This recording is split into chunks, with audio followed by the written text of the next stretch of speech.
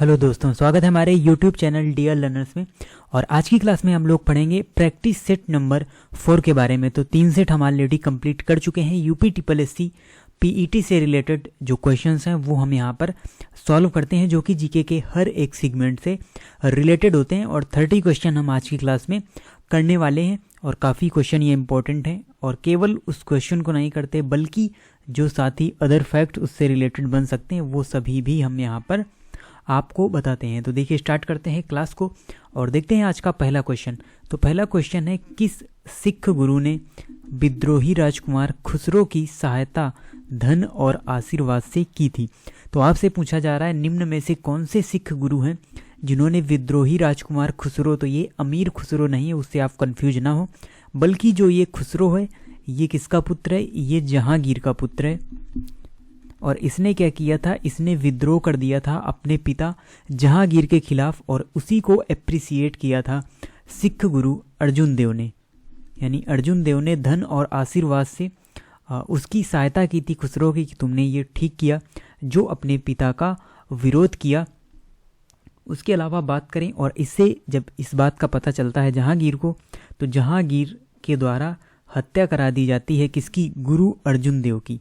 तो गुरु अर्जुन देव की जो हत्या है वो किसने कराई थी? जहांगीर ने कराई थी। और गुरु अर्जुन देव 6वें सिख गुरु हैं, यानी पूरे 10 सिख गुरु हुए हैं, जिनमें फर्स्ट आते हैं गुरु नानक देव और यहाँ पर गुरु गोविंद सिंह लास्ट गुरु थे, लास्ट सिख गुरु थे। और 6वें नंबर के गुरु थे गुरु अर्जुन देव। बढ़ते हैं अगले क्वेश्चन की ओर। और अगला क्वेश्चन है, उत्तर भारत में चांदी का सिक्का टंका जारी करने वाला कौन मध्यकालीन शासक था? यानी एक चांदी का सिक्का चलाया गया था जिसे टंका नाम से जाना जाता था। ये सिक्का किसने जारी किया था? तो ये किया था इल्तुतमिश। और इल्तुतमिश किस वंश का शासक था? तो दिल्ली सल्तनत में सबसे पहला वंश आया गुलाम वंश, या इसे ही हम इलवरी वंश, ममलूक वंश कहते हैं, उसी का शासक था इल्तुतमिश। यानी पहले कुतुबुद्दीन ऐबक ने स्थापना की थी गुलाम वंश की, और कुतुबुद्दीन ऐबक के बाद जो शासन करता है वो करता है इल्तुतमिश, और फिर इसी की बेटी थी रजिया सुल्तान। तो इल्तुतमिश ने ही चांदी का सिक्का टंका चलाया था। और इसके अलावा एक तांबे का भी इसने सिक्का चलाया था, जिसे किस नाम से जाना जाता था? जिसे जीतल के नाम से जाना जाता था। यानी चांदी का सिक्का टंका और तांबे का जीतल चलाया था यहाँ पर इल्तुतमिश ने। अगला क्वेश्चन है, पर्णदत्त को किसने सौराष्ट्र का प्रांतपति बनाया था? यानी पर्णदत्त एक शासक था जिसको पूरे सौराष्ट्र का प्रांतपति किसने बनाया था? तो ये बनाया था गुप्त शासक स्कंदगुप्त ने।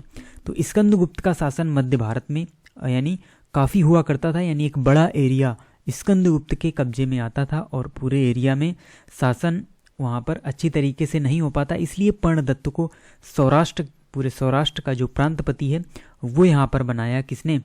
स्कंदगुप्त ने। और स्कंदगुप्त गुप्त वंश का शासक था। अगला क्वेश्चन है, आजीवक संप्रदाय के संस्थापक कौन थे? यानी आजीवक संप्रदाय, अब ये क्या है? तो देखिए, आजीवक संप्रदाय जैन धर्म से ही रिलेटेड है और इसकी स्थापना की थी मक्खली गोसाल ने। मक्खली गोसाल कौन है? तो ये स्वामी महावीर यानी महावीर स्वामी के शिष्य हुआ करते थे। फिर लेकिन कुछ आपस में विवाद के चलते फिर इन्होंने एक अलग संप्रदाय की स्थापना की और उसे ही आजीवक संप्रदाय के नाम से जानते हैं। तो आजीवक जो संप्रदाय है इसकी स्थापना की थी मक्खली गोसाल ने। अगला क्वेश्चन है, सिंधु घाटी सभ्यता का कौन सा स्थान अब पाकिस्तान में है? यानी सिंधु घाटी सभ्यता का जो स्थान है इस समय पाकिस्तान में है, इन चारों में। तो सबसे पहले अगर हम बात करें कालीबंगा की, तो कालीबंगा हमारा कहाँ स्थित है? राजस्थान में, जो कि भारत में ही है।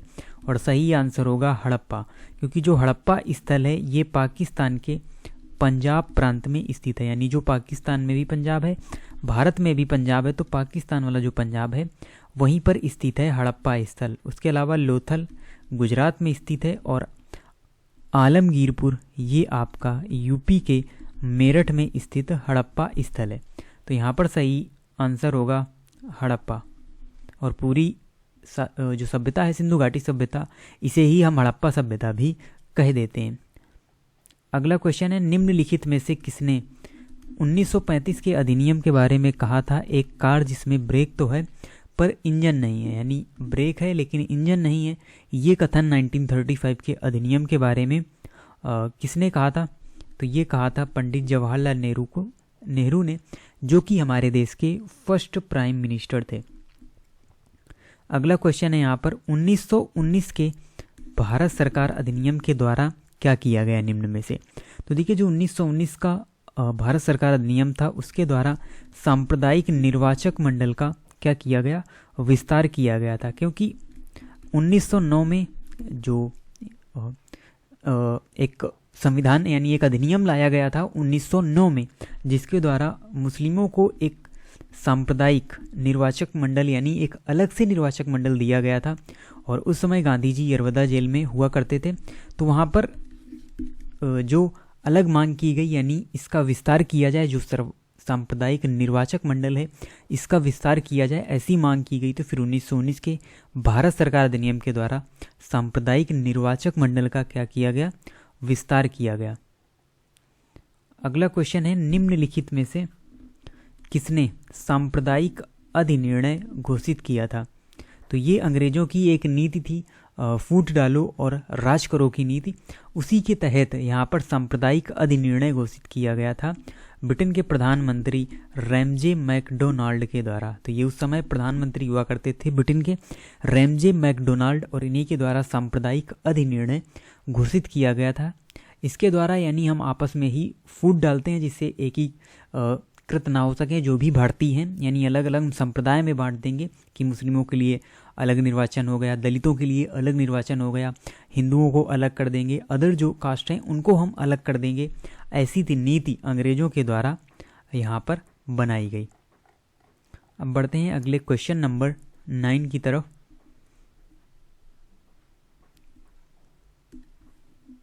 तो क्वेश्चन नंबर 9 है यहाँ पर, जलियांवाला बाग हत्याकांड की जांच के लिए जो बनाई गई समिति है उसका क्या नाम है? तो आपको यहाँ पर बताना है, जलियांवाला बाग हत्याकांड की जांच के लिए जो बनाई गई समिति है उसका क्या नाम था? तो उसका नाम था हंटर कमीशन। तो हंटर कमीशन यहाँ पर बनाया गया था, और 13 अप्रैल 1919 को क्या हुआ था? जलियांवाला बाग हत्याकांड हुआ था, जिसमें जनरल ओडायर ने निहत्थी भीड़ पर गोलियां चलवाई थी। और इसी हत्याकांड की जांच के लिए हंटर कमीशन का गठन किया गया था। अगला क्वेश्चन है, बंग भंग के बाद कौन सा आंदोलन शुरू हुआ था? यानी बंग भंग के बाद कौन सा आंदोलन शुरू हुआ था? तो 1905 में हुआ था बंगाल विभाजन, और उसी दौरान 1905 में ही शुरुआत की गई किसकी? स्वदेशी आंदोलन की शुरुआत की गई, और विदेशी वस्तुओं की होली जलाई गई, और स्वदेशी चीज़ों पर का उपयोग करने पर जोर दिया गया। अगला क्वेश्चन है, पृथ्वी की सतह का वह भाग जो पानी से ढका है लगभग कितना भाग है? यानी पृथ्वी की सतह का लगभग कितना भाग पानी से ढका हुआ है? तो ये है 2/3 भाग। तो 2/3 भाग पूरी पृथ्वी का पानी से ढका हुआ है, और 5 बड़े महासागर हमारी पृथ्वी पर मौजूद भी हैं। यानी जल का एक बड़ा भाग मौजूद है, उसमें भले ही वो यानी लवणीय जल हो, हम ये कह लें कि वो यूज में ना आता हो, लेकिन अगर पूरी पृथ्वी की सतह का हम बात करें तो 2/3 जो भाग है वो पानी से ढका हुआ है। अगला क्वेश्चन है, निम्नलिखित में से किस एक महाद्वीप में उसके संपूर्ण क्षेत्रफल में मैदानी भाग का प्रतिशत सर्वाधिक है? यानी बात करें अगर हम 7 महाद्वीपों में कौन सा महाद्वीप है जहां पर मैदानी भाग सर्वाधिक है? तो ये है महाद्वीप यूरोप महाद्वीप। तो यूरोप महाद्वीप में ही मैदानी भाग का जो प्रतिशत है वो सबसे ज़्यादा है। और एशिया में तो होगा नहीं, क्योंकि एशिया में काफ़ी कंजेस्टेड है, क्योंकि जो पॉपुलेशन वाले आप टॉप 2 कंट्री देखते हैं, चीन और भारत, वो दोनों एशिया महाद्वीप में हैं। तो वहाँ पर इतना ज़्यादा विस्तार है कि मैदानी भाग ज़्यादा बचा हुआ नहीं है। अगला क्वेश्चन है, लातूर। लातूर किस प्रांत में स्थित है? तो लातूर बेसिकली इम्पोर्टेंट क्यों है, क्या खासियत है इस जगह की? तो लातूर में ही 1993 में एक भूकंप आया था, और ये जो स्थान है ये आपका स्थित है महाराष्ट्र में, यानी महाराष्ट्र का ये एक प्रांत है। अगला क्वेश्चन है, पीर पंजाल श्रेणी पाई जाती है तो देखिए जो पीर पंजाल श्रेणी है ये आपकी मध्य हिमालय की एक पर्वत श्रेणी है। उसके अलावा आपने सुना होगा जो अदर श्रेणियां हैं, जैसे धौलाधार रेंज हो गई, हमारी कराकोरम रेंज हो गई। तो ये जो पीर पंजाल श्रेणी है ये मध्य हिमालय का भाग है। महान हिमालय, मध्य हिमालय, शिवालिक हिमालय, इसे हम पढ़ते हैं हिमालय में डिटेल में जब माउंटेन्स ऑफ इंडिया के बारे में पढ़ते हैं। तो ये जो पीर पंजाल श्रेणी है ये आपकी स्थित है जम्मू एवं कश्मीर में। तो जम्मू एंड कश्मीर में ही पीर पंजाल श्रेणी स्थित है। इसके ऊपर जो महान हिमालय वाला भाग है उसमें आती है आपकी कराकोरम रेंज। बढ़ते हैं अगले क्वेश्चन की ओर। अगला क्वेश्चन है 2011 में देश के निम्नलिखित राज्यों में से साक्षरता दर सबसे कम किसकी थी? यानी 2011 के अनुसार बात करें अगर हम, तो साक्षरता दर सबसे कम किस राज्य की है? तो वो राज्य है बिहार। तो बिहार की साक्षरता दर सबसे कम है, यानी 61.8% जो साक्षरता दर है वो बिहार की है। और अगर हम मैक्सिमम बात करें तो मैक्सिमम जो साक्षरता है वो है केरल की, लगभग 94% साक्षरता केरल की देखने को मिलती है। अगला क्वेश्चन है भारत के आर्थिक सुधार का जनक किसे कहा जाता है?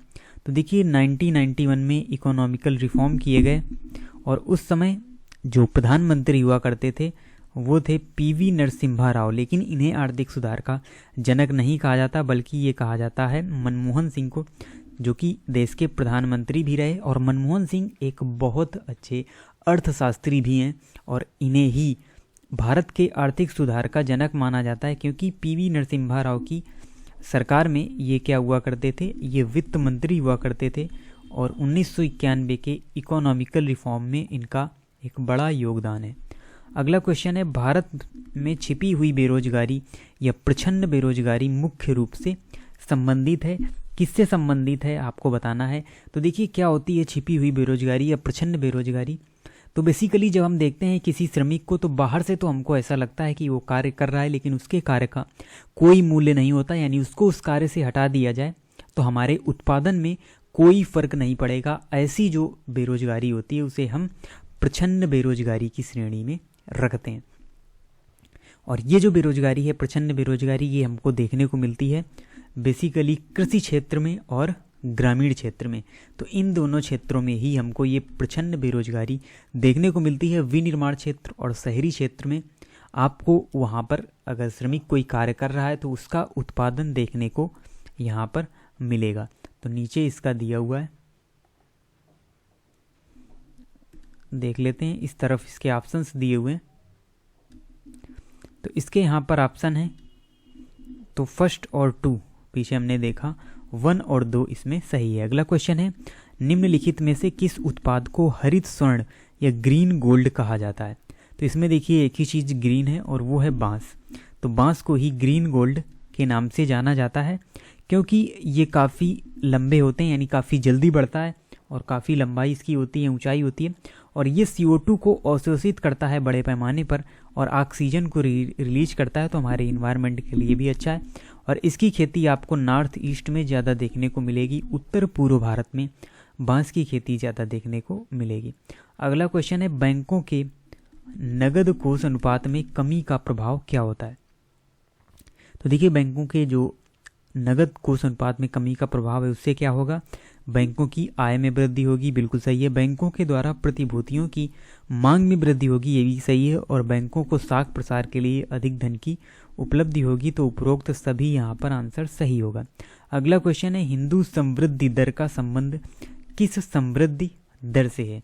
तो बात करें अगर हम हिंदू समृद्धि दर की, तो इसका जो संबंध है वो है सकल राष्ट्रीय उत्पाद, जिसे हम GDP कहते हैं, उससे ही इसका संबंध है। जो हिंदू समृद्धि दर है एक प्रकार की ये दर होती है।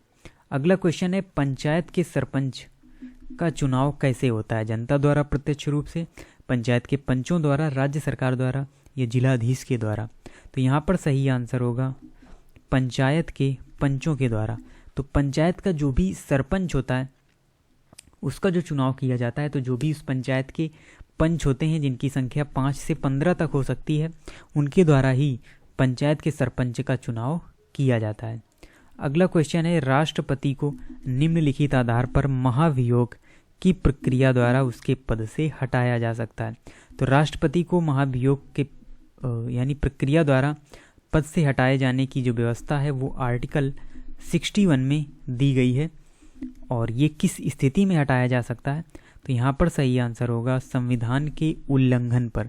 यानी अगर राष्ट्रपति संविधान का उल्लंघन करता है तो इस स्थिति में जो महाभियोग की प्रक्रिया है वो उस पर लागू की जाएगी। उसके अलावा सिद्ध कदाचार असमर्थता पर महाभियोग का कोई प्रावधान नहीं है।